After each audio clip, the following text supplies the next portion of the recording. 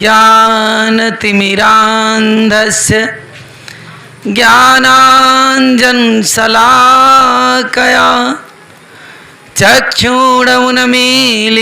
येन तस्मै श्रीगुरुवे नमः। तस्मै श्रीगुरुवे नमः। परमाराध्य गुरुदेव जी, अर्चनी वंदनी मुद मंगलमय संत समाज, सत्संग प्रेमी सज्जनों, माताओं, बहनों, प्यारे बच्चों, आज एक ऐसे महामानव का जन्मदिन हम लोग मना रहे हैं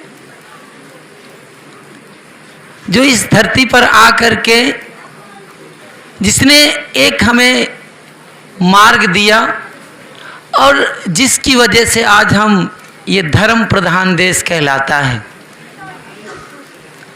जो हम काम करते हैं, जो आचरण करते हैं, जो अपने जीवन से क्रियान्वित होते हैं, उसका प्रभाव हमारे जीवन पर तो पड़ता ही है। इसके अलावा जो कुछ होता है हमारे जीवन में वो समाज पर भी उसका प्रभाव पड़ता है। तथागत बुद्ध और आज ये सदगुरु कबीर साहब का आश्रम है, इसमें ये जो मनाया जा रहा है, लोग कहा करते हैं कि सदगुरु कबीर साहब और तथागत बुद्ध दोनों के समय में एक लंबा अंतराल है, लेकिन विचारों की जो प्रासंगिकता है दोनों महापुरुषों की एक समान है। उनमें कुछ वैचारिक अंतर हैं, लेकिन अगर आप दर्शन पक्ष को लेंगे तो थोड़ा अंतर मिलेगा आपको, लेकिन जब आप व्यवहारिक पक्ष को लेंगे और ऐसे कई पहलू हैं जिन पर आप चिंतन करेंगे तो आपको एक जैसा ही लगेगा। आप यहाँ आए हैं, अपने जीवन का महत्वपूर्ण समय निकाल करके आए हैं, तो कुछ ले करके जाएं। आप कुछ ऐसा ले करके जाएं कि आपके जीवन को एक ऊर्जावान जीवन की स्थापना कर सकें। हम मानने वाले लोग ज़्यादा हैं, मानते हैं लेकिन चलने वाले कम हैं, कहने वाले ज़्यादा हैं लेकिन आचरण करने वाले हम कम लोग हैं, जिसके कारण हमारे जीवन में जो दुख है, पीड़ा है, अवसाद हैं, द्वंद्व हैं, परेशानियां हैं, ये दूर नहीं होती। क्यों दूर नहीं होती हैं? क्योंकि हम सिर्फ मानने वाले हैं। मानते हैं, लोग मानते चले आ रहे हैं, सदियों से मानते चले आ रहे हैं, बूढ़े बुजुर्ग हमारे मानते चले आ रहे हैं, मानते चले आ रहे हैं, जानते नहीं है, कुछ भी नहीं जानते। जानना, जो व्यक्ति जानता है वो जानने के लिए प्रयास करना पड़ता है। क्या प्रयास करना पड़ता? आज हम तथागत बुद्ध की जयंती मना रहे हैं। तथागत बुद्ध ने 15 साल अपने आप को तपाया और तपाने के बाद में जब तपता है आदमी, जो हीरा होता है, हीरा जमीन के अंदर हजारों वर्ष दबा होता है। कोयले से कहते हैं, कोयला जो होता है जमीन के अंदर दबा होता है और कहना चाहिए हजारों साल के बाद वो पकते पकते पकते हुए तब क्या बनता है? हीरा बनता है। और जब हीरा बनता है तो हीरा चमकदार ऐसे नहीं होता है। कैसे होता है? वो अनगढ़ होता है और उसको क्या करना पड़ता है? तराशना पड़ता है। तराशने के बाद में तब उसमें 56 पहल निकाले जाते हैं और तब जाकर के क्या होता है? वो हीरा बनता है। हम मानने वाले लोग तथागत बुद्ध के सामने कैंडल जला देंगे, सदगुरु कबीर साहब के सामने दिया जला देंगे, संत रविदास जी के सामने अगरबत्ती जला देंगे। हम लोग सिर्फ मानने वाले हैं, करने वाले लोग नहीं हैं और जिंदगी में किया नहीं, इसलिए हमको लगता है एक ज्ञान हमारा रटा हुआ ज्ञान हो गया। हम जीवन में बहुत परेशान हैं, पीड़ित हैं, द्वंद्व हैं, मानसिक बंधनों से बंधे हुए हैं। अब ये जो बंधन बना रखा आपने 15 साल में, अकेले रहना, अकेले जंगल में रहना, परिवार को, बच्चे को छोड़ करके आना, एक विशाल साम्राज्य को छोड़ करके आना, कि याद नहीं आती होगी बच्चे की कभी? जिसने बच्चे को, जिसके परिवार होता है, हम देखते हैं कहीं तीर्थ यात्रा आपको जानी हो तो हरिद्वार जाओगे तो स्टेशन चारबाग जब बैठोगे आप, तो चारबाग स्टेशन से लेकर के पहुंचते तक 16 बार फोन करोगे, हाँ भैया सहजानपुर आ गया, हरदोई आ गया। एक एक मिनट की न्यूज़ देते जाओगे हरिद्वार जाने के लिए, और जय दिन रहोगे फिर लौटोगे तब एक एक मिनट की आप खबर दोगे, यहाँ आए, ये खाए, वो पिए। आपको जाने के लिए, बंद करो भाई, किसका फोन?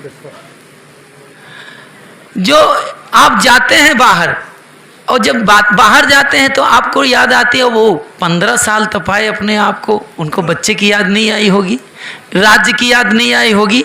जिसकी युवा पत्नी घर में छोड़ के आया है, वासना जब 29 साल में उन्होंने घर छोड़ा, वासना जो है पक करके अपने उत्कर्ष शिखर पर पहुंचती है, चरम सीमा पर पहुंचती है। और उस समय उन्होंने ऐसा जजमेंट लिया जीवन के लिए, इतना गहरा जजमेंट जीवन का, जिस जीवन को एक पूरा रूपांतरण कर देना ये छोटी बात नहीं है। आप ये तो देखते हैं कि कहीं बुद्ध जी की मूर्ति लगी होगी, अर्ध आंखें बंद हैं, उसको देखते हैं आप, प्रणाम कर लेते हैं, सर भी नवा लेते हैं। कितना परिश्रम लगा होगा, कितनी गहरी यात्रा, कितनी मेहनत उसमें लगी होगी। उस परिश्रम का परिणाम है आज हम 2.5 वर्ष के बाद और सीना ठोंक के गर्वान्वित होके कहते हैं कि हम किस देश के वासी हैं, हमारे धर्म गुरु कौन हैं, हमारे पूज्य गुरु कौन हैं, उनको हम तथागत कहते हैं। आपने कभी अपने जीवन में उतारने का, सोचने का प्रयास किया? आपकी सिर्फ दृष्टि कहाँ है? आपकी दृष्टि है धन पर, दृष्टि है। यहाँ भी आए हैं आप तो भाई साहब का आश्रम 4 एकड़ में बना है, अरे इतना बड़ा हाल है, इतनी बड़ी, आपने चाहे 10 मंजिल बना लिया हो, सोचते हैं यार ये देखने के लिए आए हैं। अगर पूछा जाए क्या लेके जाओगे यहाँ से, क्या ले घर, शाम को कहा जाए कि जब पहुँचे आप तो कौन सी बात ले करके गए, तो आपके झोली में कोई एक बात होना मुश्किल है। अब इस बात को आप स्वीकार नहीं कर पाएंगे। भाई आप लोग ये जो मोबाइल लाएं, साइलेंट कम से कम आयो, थोड़ी देर तो घर छोड़ करके रहना चाहिए। ये बाबाओं के पास भी पीछे मोबाइल बज रहे हैं, पता नहीं कि बुद्धिहीनता चरम सीमा पर है कि कम से कम साइलेंट पे रखो मोबाइल। आए हो तो कुछ ले करके जाओ। क्या करने आए हो आप? कुछ लेने आए हो कि ये मोबाइल भी हर समय खोपड़ी में घुसाए रहोगे? दही बन गया आप लोगों का। आदमी, छोटे छोटे बच्चों को याद नहीं रहता है कि हमको याद बीमारी लग गई। ये मोबाइल आपके जीवन को, आपको आधा पागल कर चुका है, आधा पागल हो चुका है। आदमी मानने को तैयार नहीं होगा। मानसिक रूप से आदमी हर कोई बीमार है। 20% आदमी पागल चल रहा है इस समय, ये बात आप बिल्कुल पक्की मान लो। अब जब आदमी 50 से ऊपर जाने लगता है तो तब लगता है कि यार ये तो कुछ माइंड डिस्टर्ब हो गया, इसने इतना आपको डिस्टर्ब कर रखा है। लेकिन फिर भी आदमी सबसे करीब उसी को रखता है। मैं कहता हूँ आश्रम में आए हो तो कम से कम थोड़ी देर ना बंद कर पाओ तो साइलेंट में ही कर लो। मैं बुद्ध की बात कर रहा था, तथागत बुद्ध की बात कर रहा था कि तपने के लिए, जीवन को तपाने के लिए आप आए हो। तपाओ अपने आप को, मन को तपाना पड़ेगा। अगर मन को तपाओगे नहीं तब तक जीवन में आप कुछ भी करो, कितने सत्संग सुन लो, कितने भजन कर लो, कितने भंडारे कर लो, कितना दान पुण्य करो, होना जाना आपका कुछ भी नहीं है, क्योंकि आपने जीवन में अपने उसको फॉलो नहीं किया। कबीर साहब के दोहा, साखी शब्द आपके जीवन में नहीं है।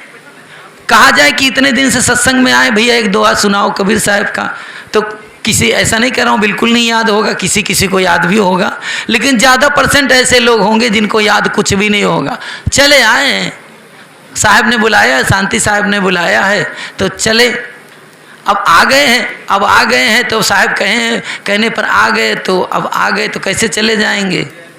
नहीं जाएंगे तो साहब बिना खिलाए कुछ जाएंगे नहीं, भले ना हो तब भी कहेंगे।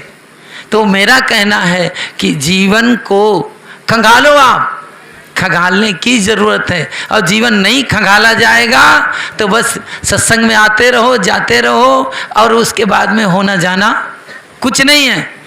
हम बुद्ध की पूजा करेंगे लेकिन बुद्धू के बुद्धू ही बने रहेंगे। अपनी बुद्धि को परिमार्जित नहीं किया हमने, बुद्धि को संशोधित नहीं किया, बुद्धि से मंथन नहीं किया।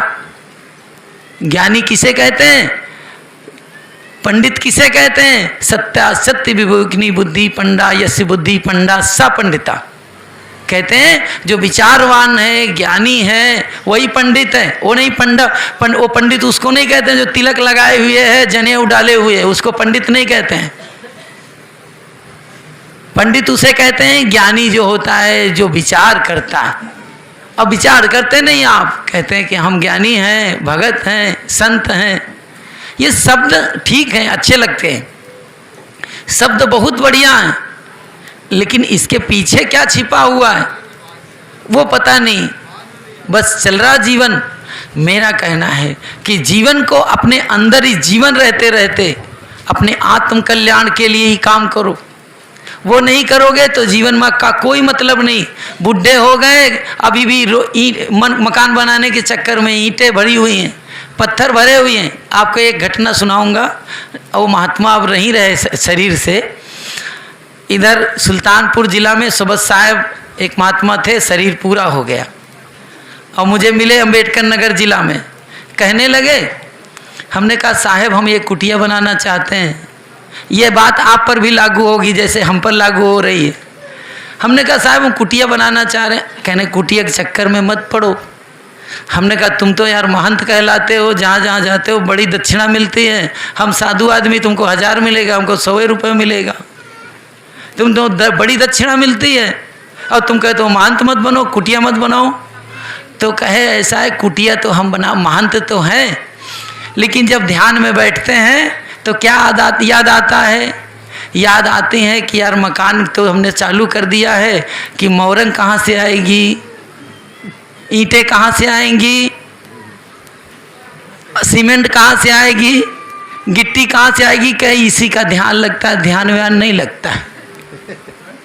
हमारे ऐसे भी महापुरुष हैं जिनको दिन रात यही ध्यान करते हैं कि कहाँ क्या हो जाए, मरने के करीब पहुंच गए, लेकिन अभी यही चल रहा जीवन में। आप भी अगर इस अवस्था पे हैं, चाहे गृहस्थ हो, गृहस्थ विरक्त कहीं आदमी कपड़ों से नहीं होता है, गृहस्थ विरक्त यहाँ से होता है अपने विचार से। घर में आप रहते हैं, आप साधना भजन करते हैं, सत्संग स्वाध्याय करते हैं, तो आप ही विरक्त संत हैं, संत के डिग्री पर हैं। और अगर आप ये नहीं करते हो तो आश्रम में भी रह करके कबाड़ियों की तरह हम लड़ रहे हैं, ईर्ष्या द्वेष कर रहे हैं, बुराई निंदा कर रहे हैं, तो महा अभागे हैं हम, गृहस्थी से भी गिरे हुए लोग हैं। ये जीवन नहीं है। अब बुद्ध की बातें खूब कर ले, कबीर साहब के बीजक भी याद कर लिए, पंचग्रंथी भी याद कर लिए, दुनिया की बातें रटे हुए, तो तोता अच्छा होता है। तोते को सब पता, लोग जानते हैं कि इसको आदमी के संपर्क में आने से क्या हुआ है कि ज्ञान हुआ है। हमारे अभी आए थे, नाम नहीं लूँगा, अभी हमारे नेताजी आए थे, बहुत बढ़िया, देखो कितनी बढ़िया बातें बताएं। लेकिन अब क्या किया जाए, हमारे यहाँ वो 2-3 बार हमने अपने कानों से सुना कि इंटरलॉकिंग यहाँ लगवा देंगे। 3 बार इंटरलॉकिंग लगवा चुके 10 साल के पंचवर्षीय 10 साल के कार्यकाल में, लेकिन अभी भी लग रही है। अब की बार देखो, अभी आपके सामने अनाउंसमेंट करके गए हैं कि जो है एक सोलर लाइट लगवाएंगे, बाउंड्री बनवाएंगे। अब इनकी भाई आगे देख, आप भी देख लो, आप भी सुनने वाले हो, कोई हमसे नाराज हो जाना कोई बात नहीं। अगर किसी को भी ये जो मैं कह रहा हूँ आपको बात ना अच्छी लगे हो तो कोई बात नहीं, आप उनके फॉलोअर हो, कोई बात नहीं, लेकिन अब आप भी देख लेना। तो कहने की बात तो बहुत बढ़िया है, कहने और सुनने में बहुत बढ़िया लगती है, लेकिन जीवन में भी उसका पालन भी करना हो तब तो भाई आपको बहुत धन्यवाद है, नहीं तो जीवन किसी काम का नहीं है। ऐसे कहने साहब ने कहा, कहनता तो बहुते मिले, गानता मिला न कोए, सो कहनता वही जान दे जो न गानता होए। हम लोग सदगुरु कबीर साहब के मानने वाले हैं, तथागत बुद्ध के मानने वाले हैं, उनकी देशनाओं पर, उनकी शिक्षाओं पर, उनके सत्संग, उनके दोहों और साखियों पर चलने का प्रयास करें, उसी से हमारे जीवन धन्य हो सकता है। परम पूज्य सदगुरुदेव जी मुझ मंगल में संत समाज, धर्म प्रिय बंधुओं, भक्तमती माता बहनों, नन्हे मुन्ने बच्चों,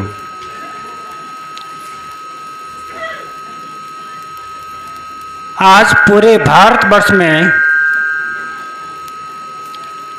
बुद्ध पूर्णिमा मनाई जा रही है। कहा जाता है कि बुद्ध पूर्णिमा क्यों मनाते हैं।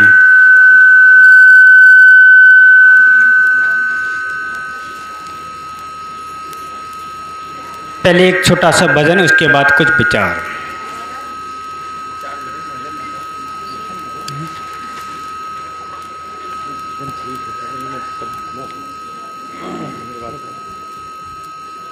जीवन में हेलो हेलो हेलो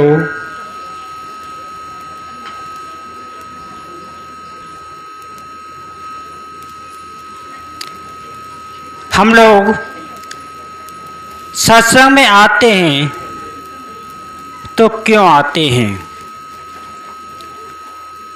कहा जाता है कि संतों के हम ज्ञान को सुनने के लिए आते हैं। हमारे जीवन में संस्कार का क्या महत्व है। संस्कार वो चीज है जो आपकी पूंजी है। संस्कार ना होने के कारण में आपने सुना होगा, अभी टीवी पर सुना होगा, मेरठ जैसा कांड। कब तक चलेगा सर? किसी प्रेमी में आकर के चक्कर में और अपनी पति को काट करके ड्रम में फेंक दिया गया। किसके चक्कर में? संस्कार ना होने के कारण। यदि उस समय पर संस्कार होते, चाहे बेटी हो चाहे बेटा हो, तो ऐसी घटना कभी नहीं घटती। आज माता बहनों का सिर झुक गया है। कोई अपना सिर उठा करके नहीं कह सकती मैं संस्कारी हूं। संस्कार आपको कहां से मिलते हैं? संस्कार हमें मिलते हैं सत्संग के माध्यम से। पर हम संतों का सानिध्य नहीं करना चाहते, सत्संग सुनना पसंद नहीं है। तो आपका जीवन कैसे बदल सकता है? आपका जीवन जब बदलेगा जब हम संतों का सानिध्य लें और सत्संग में आकर के जो संतों के विचार है उनको सुने और सुनने के बाद में अपने जीवन में धार करें, तो आपका जीवन बदल सकता है। और हम सत्संग में आए और सत्संग में आकर के हम सोने लग जाएं, तंबाकू का सेवन करें, बीड़ी का सेवन करें। आप सत्संग सुनने आए कि आप इन चीजों का त्याग करने के लिए आए। अनादिकाल से आपने विषण किए, अनादिकाल से आप उल्टे सीधे काम करते हुए आ रहे हैं। पर ऐसा कौन सा कार्य आपने जितना किया वह है हमारा है आत्म कल्याण। हम लोग क्या करते हैं? सत्संग में आकर के हम सोते हैं। सोते से आज जगाया सब जाल नजर आया, उस आग से बचाया जहां जट जल रही है। अनादिकाल से सोते सोते इतने जन्म बीत गए, पर देखा जाता है किसी की नींद पूरी नहीं हुई। कहा जाता है कि यदि मौत का भय लगता है तो ऐसा काम कर लें तो कभी हमको मरना ना पड़े। पर ऐसा काम कहाँ से हो सकता है? संतों का सानिध्य, सत्संग के माध्यम से हम जान सकते हैं। है मौत प्यारी मौत मेरे सामने आया करे, पर हम करते हैं मौत को भूल जाते हैं। मौत के भूलने के कारण से आज इतने उल्टे सीधे काम हो रहे हैं। आज सोशल मीडिया का प्लेटफॉर्म चलता है। सोशल मीडिया के माध्यम से हम अनेकों संतों के विचारों को सुन सकते हैं, पर हम सुनते क्या हैं? उल्टी सीधी की बातों को सुनते हैं। जिससे कि हमारा मन खराब हो। हमारा मन अच्छा कैसे होगा? जब हम उसी चीज से अच्छी बातों को सुने, संतों के विचारों को सुने, पर संतों के विचारों को हम सुनना पसंद नहीं करते। आपने देखे होंगे, आप सत्संग में आते हैं तो आप अपने बाल बच्चों को क्यों नहीं लाते? अपने बच्चों को सत्संग में नहीं लाएंगे तो आपके बच्चे संस्कारी कैसे हो सकते हैं? संस्कारी आपके बच्चे जब होंगे जब हम अपने बच्चों को सत्संग में लाएंगे। आपने देखा होगा, जितने भी लोग आते हैं, बड़े बूढ़े लोग आते हैं, जवान व्यक्ति बहुत कम मिलेंगे सत्संग में। जहाँ पर अच्छी बातें बताई जाती हैं वहाँ पर अपने बच्चों को लाना पसंद नहीं करते। फिर कहते हैं कि हमारा बच्चा हमारी बातों को नहीं मानता है, हमारी बातों का उल्लंघन करता है। तो आपने जितने देवी देवता आज भारतवर्ष में पूजे जाते हैं, हनुमान को आप बल के देवता मानते हैं, पर हम क्या करते हैं? हम ऐसी उल्टी सीधे को चीज़ों को खाते हैं, सेवन करते हैं। हमको शुद्ध शाकाहारी लेना चाहिए कि या मांसाहारी? हमारा जीवन है मनुष्य जीवन, और मनुष्य जीवन में आकर के ऐसा काम करें, ऐसा कर्म करें वो कि आपको लोग याद करें। संस्कार आपको कहाँ से मिलेंगे? वो संतों के सानिध्य से, संतों के सत्संग से। सबसे पहले संस्कार मिलते हैं हमारे माता पिता से। माता पिता ही उल्टी सीधों को पढ़ेंगे, उल्टी चीज़ों को देखेंगे तो हमारे बच्चे भी आगे आने वाली पीढ़ी वो भी खराब देखेंगे। और आप क्या करते हैं? फिल्मी गानों को सुनते हैं, फिल्मी डांसों को सुनते हैं, असली डांसों को सुनते हैं, असली गानों को सुनते हैं, तो कहते हैं कि हमारा बच्चा महापुरुष बने। महापुरुष कैसे बन सकता है? जब माँ के घर में जीव आता है उसी दिन से संस्कार बनना शुरू हो जाते हैं। पर हम करते हैं, धर्म ग्रंथों की पुस्तकों को पढ़ना पसंद नहीं करते, अच्छी बातों को सुनना पसंद नहीं करते। जब तक हम अच्छी बातों को नहीं सुनेंगे, जब तक हमारा जीवन बदल नहीं सकता। कहा जाता है, रानी मदालसा का प्रमाण आता है। रानी मदालसा के 6 पुत्र होते हैं और अपने हाथों से साधु का भेष डाल करके और समाज को समर्पित कर देती थी। पर ऐसी माँ कौन सी है? अब कहे कि हमारे बच्चे यदि हम सत्संग में लाएंगे, कहीं हमारे बच्चे कोई साधु नहीं बन जाएं।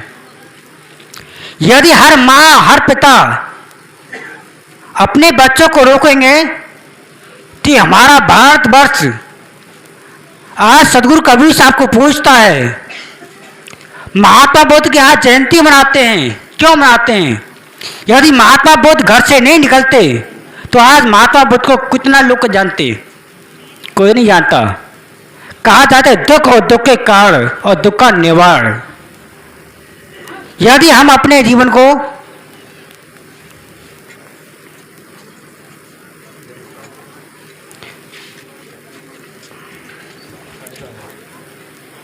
कहते मन की तरंग मार लो बस हो गया भजन, आदत बुरी सुधार लो बस हो गया भजन।